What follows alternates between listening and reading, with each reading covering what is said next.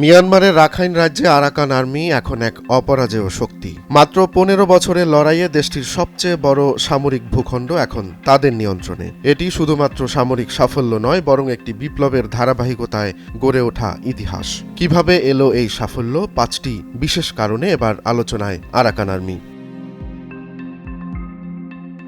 ২০০৯ সালে মাত্র ২৬ জনের উদ্যোগে কাচিন ইন্ডিপেন্ডেন্স আর্মির সহায়তায় যাত্রা শুরু করে আরাকান আর্মি, কিন্তু কয়েক বছরের মধ্যেই একটি সুসংগঠিত শক্তি হিসেবে নিজেদের প্রতিষ্ঠা করে। আরাকানের মুক্তির স্বপ্ন নিয়ে গড়ে ওঠা এই আন্দোলনের পেছনে নেতৃত্ব, পরিকল্পনা ও জোটবদ্ধতার প্রভাব সবচেয়ে বেশি।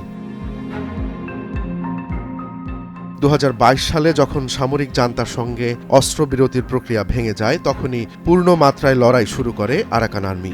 একের পর এক আক্রমণে মুক্ত করে ১৩টি টাউনশিপ। তাদের কার্যক্রম চালাতে দক্ষতার সঙ্গে তৈরি করে ৯টি সামরিক কমান্ড, যা পরিচালিত হয় গোপন যুদ্ধ কার্যালয় থেকে।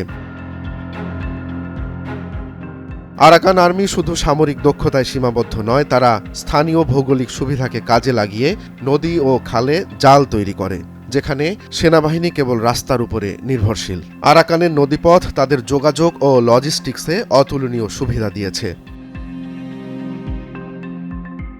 আরাকান আর্মি বিভিন্ন প্রতিরোধ সংগঠনের সঙ্গে জোট গঠন করে নিজেদের শক্তি বাড়িয়েছে। Tongue national army, Kachin independence army এবং মিয়ানমার ন্যাশনাল ডেমোক্রেটিক অ্যালায়েন্সের সঙ্গে গড়ে তোলে নর্দার্ন অ্যালায়েন্স। এদের সফলতার পেছনে রয়েছে নিবেদিত প্রাণ তরুণ ও যোদ্ধাদের বিশাল এক দল। ২০ থেকে ৩০ বছর বয়সী এসব যোদ্ধা আরাকান আর্মিকে দিয়েছে গতিশীলতা। তাদের কঠোর পরিশ্রম ও নিয়োগ প্রক্রিয়ায় উঠে এসেছে দক্ষ ও যোগ্য নেতৃত্ব।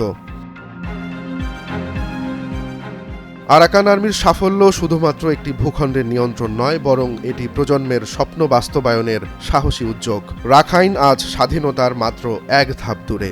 এই সাফল্য কি শুধুই আরাকানের, নাকি এটি পুরো দক্ষিণ পূর্ব এশিয়ার ভূ রাজনীতিতে প্রভাব ফেলবে? উত্তরের অপেক্ষায় পুরো অঞ্চল। রোমান্স তালুকদার, নয়া দিগন্ত।